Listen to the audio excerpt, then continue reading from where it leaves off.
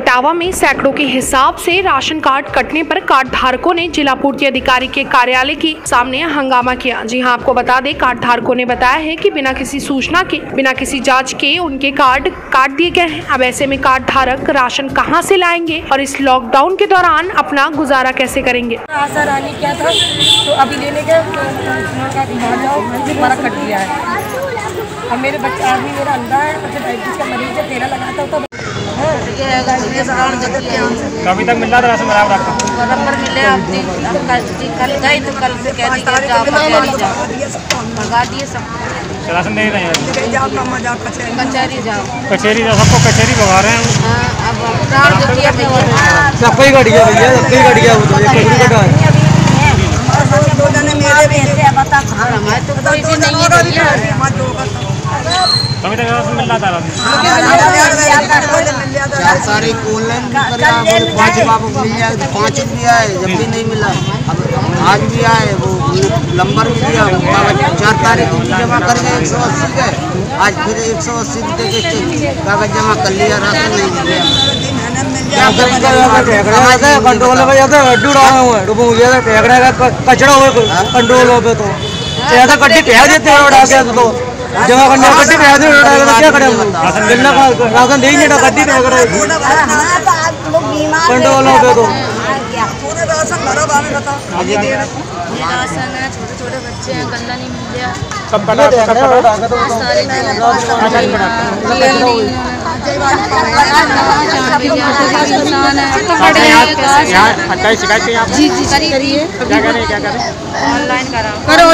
Online कराओ। 2 महीने 3 महीने तक हम क्या खाएंगे? ऑनलाइन के लिए पैसे भी नहीं है, ऑनलाइन करेंगे क्या? 3 महीने तक क्या खाएंगे? गरीब इंसान है, लॉकडाउन चल रहा है, क्या करें? 100 रुपये कहाँ से? आप देख रहे हैं लोग सबके राशन कार्ड सब काट दिए गए हैं। इन लोग राशन नहीं मिल रहा है। ऐसे में ये लोग कहाँ से कैसे खाएंगे, कैसे गुजारा करेंगे? इटावा से कुमार सिंह, टी1 इंडिया न्यूज़। देवरिया जिले के विकासखंड रुद्रपुर के ग्राम पंचायत रतनपुर में प्रवासी मजदूर बाहर से अपने निवास स्थान के लिए वापसी आए थे। प्रवासी मजदूरों को 14 दिन के लिए एकांतवास प्राथमिक विद्यालय में रखा गया था। 14 दिन का एकांतवास काटने के बाद उन प्रवासी मजदूरों को उत्तर प्रदेश सरकार द्वारा राहत सामग्री मिली थी, लेकिन प्रवासी मजदूरों ने 2 महीनों तक इंतजार किया। जब उनको राहत सामग्री नहीं मिली तो ग्राम प्रधान बाके प्रसाद व प्रधान प्रतिनिधि से लोगों ने इस संबंध में जानना चाहा, लेकिन ग्राम प्रधान बाके प्रसाद व प्रधान प्रतिनिधि ने बताया कि 2 दिन बाद आप लोगों को राहत सामग्री मिल जाएगी। यही कहते हुए महीने बीत गए, लेकिन प्रवासी मजदूर इंतजार करते थक गए। तब प्रवासी मजदूरों ने फैसला लिया कि किसी से बात नहीं करेंगे, सीधे तहसील पर जाएंगे। जब प्रवासी मजदूर 50 की संख्या में तहसील पर पहुंचे, अपनी बात तहसीलदार के सामने रखी। तहसीलदार ने आश्वासन दिया कि बहुत जल्द आप लोगों को राहत सामग्री दे दी जाएगी। कहाँ के रहने वाले हैं? रतनपुर। क्या समस्या है इनसे? समस्या प्रवासी मजदूर का है। इन लोगों को जो भी सुविधा आया है गवर्नमेंट के तरफ से, इन लोगों को मुहैया नहीं कराया गया है। क्या कहा जा रहा है? कहा जाए, प्रधान जी से पूछते हैं, प्रधान जी कहते हैं कि देखेंगे, आएगा, बताएंगे, मिलेगा, यही आश्वासन देते हैं सबको। इस संबंध में उच्च अधिकारियों से भी बात की आपने? कंप्लेंट किया तो उसका भी कोई रिजल्ट नहीं आया है। जो बाहर से प्रवासी मजदूर आए थे, उत्तर प्रदेश सरकार की ये मंशा है कि उनको कुछ राहत सामग्री दी जाए। आपके गांव में भी प्रवासी मजदूर आए होंगे, उनको कितने को राशन मिला है और कितने की लिस्ट आपने वहां पे दी थी? हमारे यहाँ जो प्रवासी मजदूर आए हैं उनकी संख्या 87 थी और हम लोग ने लिस्ट बनाकर लेखपाल को दे दिए। उसमें से गल्ला जो वितरण हुआ है 18 लोग को गल्ला दे दिया है। जो भी हम बचे हुए लोग हैं उनको लिए हम लेखपाल से मांग करते हैं। वो कहते हैं जो हमारे एसडीएम तहसीलदार जब गल्ला यहाँ पर आएगा, वितरण होगा, आपको बुलाकर स्वयं दे दिया जाएगा। इसके लिए मैं बार बार जाता हूँ तहसील पर और आता हूँ। गांव के लोग तो बहुत लोग कुछ कहते हैं, भाई जिनको मिल गया है उन लोग ठीक है, जिनको नहीं मिला है वो लोग बुराई और जो भी अच्छाई है वो लोग कहते हैं। इसलिए हम जाते हैं और आते हैं। बात किए, तहसीलदार साहब कहे कि ठीक है, आप लेखपाल साहब को सूची दे दिए हैं, उसके हिसाब से आपको गल्ला जो भी बचा है वो आपको वितरण हो जाएगा। 2 दिन का टाइम मांगे हैं, जब मिलेगा तो लाकर हम लेखपाल मुझे देंगे, लाकर हम अपने गांव में दे देंगे। आए थे आज जो खरो होके आए थे और 87 पे आए थे, उनका रजिस्ट्रेशन हम पहले कर चुके हैं, उनका हम वितरण कर रहे हैं। शेष लोग जो अन्य माध्यम से आए थे, जिनका रजिस्टर हम नहीं किए थे, उनका रजिस्ट्रेशन हमने जो है कि लेखपालों से अपने ग्राम निगरानी समिति बना करके सारा डाटा इकट्ठा करके उनकी भी फीडिंग लगभग हमने करा ली है। ये वाले जो पुरानी फीडिंग हमारी हुई थी वो वितरित हो जा रहा है 1-2 दिन में। इसके बाद हम जो नए वाली फीडिंग है उसको हम वितरित करेंगे। यहाँ पे कुछ लोग ऐसे लोग हैं जो कह रहे हैं कि हम पहले आए थे, हमें राशन मिले, जो बाद वाले आए थे उनको राशन मिल गया, हमें नहीं मिला। ऐसा कैसे हो गया? नहीं, वो सूची निकाली जाती है, हो सकता है वो न बांट पाए हो, लेखपाल न बुला रहे हैं। जैसे हमने कह दिया भाई आज जितने लोगों को बुला लिया गया ले जाए, हो सकता है वो शेष का वो न बांट पाए हो, कुछ लोग बांटे फिर उनको बाद में फिर सूची निकली फिर उनको बांटे, एक ढंग से वो उनको नीचे हो सकता है। तब तक उम्मीद है और 2 दिन हमारा वो शुरू हो जाएगा नए वाले के बाद। तो बात हुई है, उनका सबको बांटना है। TV1 इंडिया न्यूज़ के लिए सोनू कुमार यादव की रिपोर्ट, देवरिया। मैनपुरी के थाना गिरौर क्षेत्र के कौसमा के निवासी राजवीर पुत्र अमर सिंह ने अपने खेतों के लिए धान की पौध बोई थी, जो 13 बीघे खेत के लिए धान की रोपाई हेतु मजदूरों द्वारा पौध उखाड़ कर रख दी गई। कार्य के लिए खेत में खड़ी थी। रात्रि में अज्ञात लोगों ने पौध के बीज से काटकर बेकार कर दिया, जो जिससे काफी नुकसान हुआ। घटना की सूचना पर 112 नंबर पुलिस पहुंची, घटना की जानकारी ली। ऐसे में फसल के नुकसान से किसानों में रोष देखा गया। राजवीर सिंह कहाँ के निवासी हैं आप? कौसमा। क्या हुआ आपके साथ? सर हमने पौध बोई थी, वो उसमें कोई जड़ से काट गया है। अच्छा, आपको किसी पर शक है क्या? हाँ सर, मुझे कासगंज की तरफ से शक है। अच्छा, पौध कितनी थी? पौध थी कितने बीच में थी? 10-12 बीघा खेत की थी। इसकी सूचना क्या आपने पुलिस प्रशासन को दी है? हाँ सर, अभी 112 नंबर पे फोन किया। TV1 इंडिया न्यूज़ के लिए ज्ञान सिंह साकी की रिपोर्ट, करहल। अयोध्या में रोडवेज अप्लायंस यूनियन के सदस्यों ने विरोध प्रदर्शन किया। उन्होंने सरकार पर रोडवेज कर्मियों के साथ विश्वासघात करने का आरोप लगाया है। जी हां, आपको बता दें कि यूनियन के पदाधिकारियों ने बताया है कि रोडवेज कर्मचारियों के साथ ऐसा किया जा रहा है जो कोरोना काल में अपनी जान की परवाह किए बिना लोगों के घर तक सुरक्षित पहुंचाने में लगे हुए हैं। परिवहन निगम उत्तर प्रदेश के पास 6.7% राष्ट्रीय मार्ग है, उसमें 25% डगा मार्ग परमिट निजी बस ऑपरेटर को दिए जाने की मंशा उत्तर प्रदेश सरकार ने बना ली है। जी हाँ, जबकि परिवहन निगम डगा मार्ग की तुलना में 4 गुना अधिक टैक्स राज्य सरकार को देती है। सरकार के इस निर्णय का Uttar Pradesh roadways appliance union विरोध कर रहा है। संगठन का मानना है कि सरकार के इस निर्णय से नियमित और संविदा पर नियुक्त रोडवेज कर्मियों का भविष्य खतरे में पड़ जाएगा। वहीं रोडवेज अप्लायंस यूनियन के क्षेत्र मंत्री विमलेश अवस्थी का कहना है कि निगम एवं कर्मचारी हितों के विपरीत उत्तर प्रदेश शासन द्वारा राष्ट्रीयकृत मार्गों पर निजी बसों के चलाए जाने की मंशा है। Uttar Pradesh roadways appliance union इसका विरोध करता है। साथ ही उन्होंने ये भी कहा कि अगर यूनियन की मांगे नहीं मानी गई तो कर्मचारी सड़कों पर उतरकर विरोध करेंगे। इस कार्यक्रम में प्रमुख रूप से क्षेत्र मंत्री विमलेश अवस्थी, हरिप्रसाद यादव, सुनील मिश्रा, अरविंद बहादुर, निगम और अतुल पांडे समेत यूनियन के कई सदस्य मौजूद रहे। आज यहाँ एकत्र होने का मुख्य कारण यह है कि शासन की मंशा जो है स्पष्ट नहीं है। परिवहन निगम के राष्ट्रीय के 20% मार्गों को बेचने का निर्णय ले लिया है। यदि वो मार्ग बेच दिए गए तो हमारे साथी जो हमारे साथ काम कर रहे हैं, चाहे वो संविदा चालक परिचालक हों चाहे नियमित हों, उनका अस्तित्व खतरे में पड़ जाएगा, रोजी रोटी के लाले पड़ेंगे। अभी आपने देखा होगा कोरोना की महाबीमारी के दौरान हमारे साथियों ने मजदूरों को एक स्थान से दूसरे स्थान तक ले जाने के लिए इस कोरोना काल में कड़ी मेहनत की और इसको माननीय योगी जी ने इसकी तारीफ की, इस विभाग की।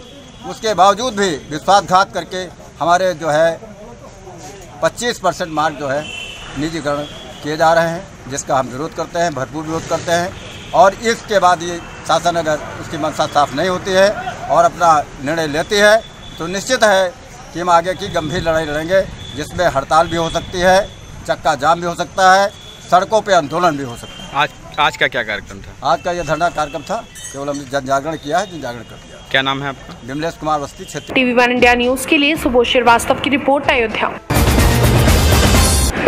साथ ही पुलिस के इन उपायों के बाद भी 108 ज्योतिर्लिंगों में एक नागेश्वर नाथ मंदिर में श्रद्धालुओं के बीच सोशल डिस्टेंसिंग नहीं देखने को मिली। अयोध्या बॉर्डर पर तैनात पुलिसकर्मी आईडी देखकर स्थानीय लोगों को शहर में प्रवेश करने दे रहे हैं। इन सब उपायों का एक ही मकसद है कि कोरोना संक्रमण से ज्यादा लोगों की रक्षा की जा सके। बस मांगा कि ये कोरोना जल्द से जल्द खत्म हो जाए और बस अपने लिए सब कुछ। बहुत अंतर है, भगवान को इस तरह जल चढ़ाया जा रहा है। हम लोग अच्छे से पूजा करते थे, पूजा भी नहीं हो पा रहा है। लॉकडाउन को लेकर क्या? बस जल चढ़ाने की व्यवस्था हुई है अच्छे से, लेकिन पूजा तो अच्छे से नहीं हो पा रही है। खास क्या मांगा, बस इस दुनिया के लिए जो इतना कोरोना में हो रहा है सब कुछ खत्म हो जाए और कुछ नहीं। आपने क्या मांगा? भगवान से क्या मांगा, अपने कैरियर को लेकर। आज के दिन का महत्व क्या है? भगवान जी का सब लोग पूजा पाठ करते हैं। लॉकडाउन में मास्क लगा के बिल्कुल की व्यवस्था अच्छी थी और दूरी बना के पूजा किया भगवान जी का। पहली बार आप पूजा करने यहाँ पर आए हैं? नहीं, अक्सर आते रहते हैं, टोटल है यहाँ पे। पहले की व्यवस्था में अब व्यवस्था में कितना अंतर है? लॉकडाउन में पहली बार आ रहे हैं यहाँ पर। अच्छा, तो खास भगवान से क्या मांगा आज के दिन आपने? बताया तो आपको कैरियर से लेके बस जॉब और क्या चाहिए। क्या नाम है आपका? क्या नाम है? श्रावण मास का प्रथम सोमवार है और इसको देखते हुए जो है पुलिस व्यवस्था की गई है और सभी जो अयोध्या आने वाले जो मार्ग हैं सब पर बैरियर लगाए गए हैं और यहाँ पर जो है पुलिस बल तैनात है और ताकि समूह में अनावश्यक भीड़ ना आने पावे, इसको देखते हुए पूरी व्यवस्था की गई है। और जो भी जो प्रमुख मंदिर हैं यहाँ पर सोशल डिस्टेंसिंग पालन करते हुए एक एक करके दर्शन कर रहे हैं, जो कि स्थानीय लोग हैं, बाहर से श्रद्धालुओं नहीं आ रहे हैं। और सभी से अपील की गई है, सभी पूज्य संतगण और सभी धर्माचार्य और हम सभी संभ्रांत लोगों की मीटिंग भी की गई थी, उनसे संवाद किया गया था। और कांवड़ यात्रा भी इस बार स्थगित है, मेला भी स्थगित है, तो बाहर से लोग समूह में ना आए, इसके लिए पूरी जो है सभी को जागरूक किया गया है। और सभी लोगों से अपील की गई है कि अपने घर में ही घरों में रह करके पूजा अर्चना अभिषेक करें और जो स्थानीय लोग हैं वो अपने जो मोहल्ले के आसपास जो शिव मंदिर हैं वहाँ पर जो है सोशल डिस्टेंसिंग का पालन करते हुए, गाइडलाइन का पालन करते हुए वहाँ पर दर्शन पूजा। TV1 इंडिया न्यूज के लिए सुबोध श्रीवास्तव की रिपोर्ट, अयोध्या। उत्तर प्रदेश के कानपुर नगर में देवेंद्र मिश्रा ने तत्कालीन एसएसपी आनंद देव को एक पत्र लिखा था, जी हां, जिसमें विकास और विनय की मिलीभगत बताई थी। एसएसपी रहते आनंद देव की ने कार्रवाई नहीं की थी। फिलहाल एसटीएफ के आनंद देव तिवारी डीआईजी हैं। जी हां, आपको बता दें कि विकास दुबे के मामले में एक और नया खुलासा सामने आया है। सीओ का पत्र एसएसपी ऑफिस से गायब कर दिया गया है। विकास दुबे और पुलिस कनेक्शन वाला पत्र ऑफिस से गायब है। सीओ देवेंद्र मिश्रा ने आनंद देव को एक पत्र भेजा था जिसमें विकास और विनय की मिलीभगत बताई गई थी। बेटा आपका क्या नाम है? वैष्णवी। आपके फादर शहीद हो गए, उनके कुछ अरमान होंगे आपको बनाने के, क्या वो बनना चाहती थी आप? डॉक्टर। अब आपके पिताजी नहीं रहे, अब आप क्या करेंगी? उनके सपने को कैसे पूरा करेंगे? अब हम उनके साथ जिसने पूरा किया है, अब हम उन्हीं लोगों से, मतलब उन जैसे लोगों से अब हम बदला लेना चाहिए। अब आप पुलिस में आके मतलब अपराधियों से बदला लेंगे, उनका चेहरा सामने लाएंगे और उनको उनकी सही जगह में पहुंचाएंगे। तो मतलब आप अपने पिताजी को नौकरी मिलेगी उसमें आप जाना चाहेंगे और अपराधियों के खिलाफ लड़ेंगी आप? जिस तरीके से उन्होंने देश के लिए किया है, वो शहीद हुए हैं, उन्होंने अपने पूरा 100% दिया है और उस जो हैं उनको जो इंडिकेट किया है कि वो इतने बड़े मतलब टेररिस्ट थे, इनका इतने केस चल चुके हैं, लेकिन तब भी उनका कुछ नहीं हुआ था। अभी वो मेरे डैड की वजह से ही हमें लगता है इंडिकेट हुए हैं। तो ऐसे अभी कई लोग हैं जो अभी भी छुपे हैं। एक पापा ने आपसे लेटर लिखा था एसएसपी को, जिसमें एसओ चौबेपुर की भूमिका को संदिग्ध बताया था कि ये उस अपराधी से मिला हुआ है, तो क्या आपको लगता है कि मतलब कि पुलिस की जो भूमिका थी उसमें सही नहीं थी? जो थानाध्यक्ष चौबेपुर थे उसकी शिकायत आपके पापा ने एसएसपी को लेटर लिख के करी थी, उसमें कहा था कि जो एसओ है ये अपराधी। सब हम ही ने उनके व्हाट्सएप मैसेजेस और उनकी जो प्राइवेट फाइल्स थी उनके सारे डॉक्यूमेंट्स में हमने और मौसा जी ने सब देखा, तो उसकी वजह से हम लोग ने आज ही सारा जो है मीडिया के सामने सारा रिकॉर्ड कर। नहीं तो आपके पापा ने एसएसपी को लिखा था विनय तिवारी के लिए, और एसएसपी के साथ रिकॉर्डिंग भी, एसएसपी आनंद देव तिवारी के साथ तीनों मतलब कॉन्फ्रेंस में रिकॉर्डिंग भी है उनकी। आपके पापा ने एसएसपी आनंद देव तिवारी को बोला कि सीओ की जो इंस्पेक्टर है इसकी भूमिका संदिग्ध है, और पूरी रिकॉर्डिंग और आनंद देव तिवारी ने इंस्पेक्टर को लाइन पे लेकर उसको डांटा। यही कहना चाहती हैं, लेकिन उसके बावजूद फिर मतलब विनय तिवारी की भूमिका संदिग्ध रही और पुलिस ने कोई कार्रवाई नहीं की। इस बात का आपको दुख है कि आपके पिता ने शिकायत की और उच्च अधिकारी ने कोई कार्रवाई नहीं की? ही कंप्लेन करी थी अपने उच्च अधिकारियों से, एसएसपी से, इसके रिगार्डिंग विनय तिवारी के, लेकिन तब उस पर कोई एक्शन नहीं लिया गया। सर इस पर क्या किसकी चूक मानेंगे? देखिए, अभी मीडिया के माध्यम से इस पत्र की जानकारी मिली है कि इस तरह की रिपोर्ट तत्कालीन क्षेत्राधिकारी ने सीओ एसएचओ चौबेपुर के विरुद्ध दी थी। इस फाइल को हम लोग एसएसपी कार्यालय से मंगा रहे हैं कि क्या रिपोर्ट थी, किस तरह के आरोप उसमें लगाए गए थे विनय तिवारी के ऊपर और उस पर क्या कार्रवाई हुई। आरोपों की जो गंभीरता मीडिया के माध्यम से देखने को मिल रही है, इसको हम लोग वेरीफाई करके जो भी उचित कार्रवाई होगी वो करी जाएगी। कड़ी से कड़ी कार्रवाई इसमें होगी, तो पूरा प्रकरण हम लोग पहले समझ लें, उसके बाद इसमें कार्रवाई से अवगत कराया जाएगा। सर एसएसपी अब डीआईजी एसटीएफ हो गए हैं, तो कहीं ना कहीं एक वो लिंक तो नहीं है जिसकी वजह से अभी तक वो बचता चला आ रहा है विकास दुबे? देखिए, अब ये सब पूरी फाइल देखने के बाद, समझने के बाद ही कुछ इस बिंदु पर बोला जा सकता है। TV1 इंडिया न्यूज के लिए योगेंद्र सिंह की रिपोर्ट, कानपुर। बिजनौर में लूट, चोरी, डकैती घटनाओं पर अंकुश लगाने के उद्देश्य पुलिस अधीक्षक द्वारा एक टीम गठित की गई थी ताकि जिले में हो रही लूट डकैती की घटनाओं पर अंकुश लगाया जा सके, पूर्व में हुई घटनाओं का खुलासा किया जा सके। साथ ही धामपुर पुलिस टीम को उस समय एक सफलता हाथ लगी जब उपरोक्त दिशा निर्देश के अंतर्गत धामपुर क्षेत्र के अंतर्गत 20 से 21 फरवरी की रात्रि में यूको बैंक के एटीएम में कैश चुराने का प्रयास किया गया था, परंतु पुलिस गश्त के कारण एटीएम तोड़ने वाले एटीएम तोड़ने में नाकामयाब रहे, साथ ही भागने में सफल रहे। इस संबंध में थाना धामपुर में अज्ञात लोगों के खिलाफ मुकदमा दर्ज किया गया। इस घटना का अनावरण करते हुए पुलिस अधीक्षक ने बताया कि लोगों के 3 साथी गिरफ्तार कर लिए गए थे तथा उनके 3 अन्य साथी जो कि फरार चल रहे थे उन्हें भी पंजाब के जिले तरनतारन से गिरफ्तार कर लिया गया है। पूछताछ करने पर अपराधियों ने बताया है कि सब लोग रुद्रपुर में कंपनी में काम करते थे, जहां पर यूट्यूब पर सीख कर एटीएम तोड़कर रुपए चोरी करने की घटनाओं को अंजाम देने की कोशिश की, लेकिन पुलिस गश्त के कारण चोरी करने में असफल रहे। साथ ही गिरफ्तार किए गए सभी अभियुक्त शातिर किस्म के अपराधी हैं। एटीएम से लूट करने वाले लोग पकड़े गए हैं, पूरा क्या मामला है? जनपद बिजनौर के थाना धामपुर क्षेत्र में फरवरी के महीने में रात में यूको बैंक के एटीएम को तोड़कर चोरी करने का प्रयास किया गया, जिसमें रात्रि पुलिस गश्त की टीम ने 3 चोरों को पकड़ लिया। इनके 3 अन्य साथी फरार चल रहे थे, जिनको पंजाब के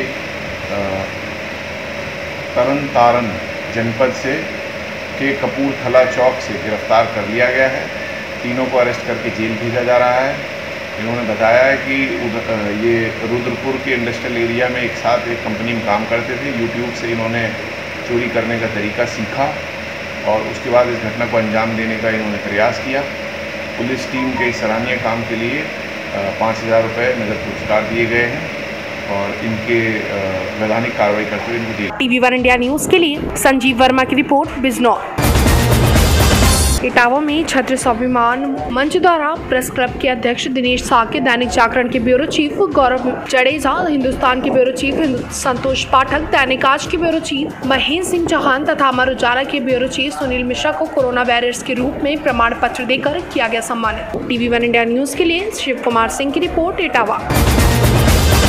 सुल्तानपुर जनपद के कादीपुर तहसील क्षेत्र के कटघरा नारायण पारा में दबंग लेखपाल देवनारायण मिश्रा की करतूत से अनजान स्थानीय तहसील प्रशासन को गुमराह करने में कोई कसर नहीं छोड़ रही है। जी हां, आपको बता दें, लेखपाल देवनारायण मिश्रा के ऊपर पीड़ित परिवार ने गंभीर आरोप लगाए हैं। वह विपक्षी नरसिंह मौर्य को उकसाकर प्रार्थी टीन शेड को खुड़वाकर फेंक दिया, जबकि प्रार्थी की गाटा संख्या 32 स्थित भूमिग्राम नारायण पारा में स्थित आवासीय टीन शेड को तोड़फोड़ कर फेंक दिया गया। नरसिंह मौर्य पुत्र रामपाल व उनके पुत्र विकास मौर्य, पुत्र नरसिंह मौर्य, आकाश मौर्य आदि लोगों ने मिलकर टीन शेड को तोड़ दिया। साथ ही 18 जून को जिलाधिकारी कादीपुर को गाटा संख्या कादीपुर को पैमाइश व अतिक्रमण हटाए जाने के संबंध में प्रार्थना पत्र दिया गया था। तहसीलदार कादीपुर स्थलीय जांच कर विधिक निस्तारण करने का आदेश पारित किया था।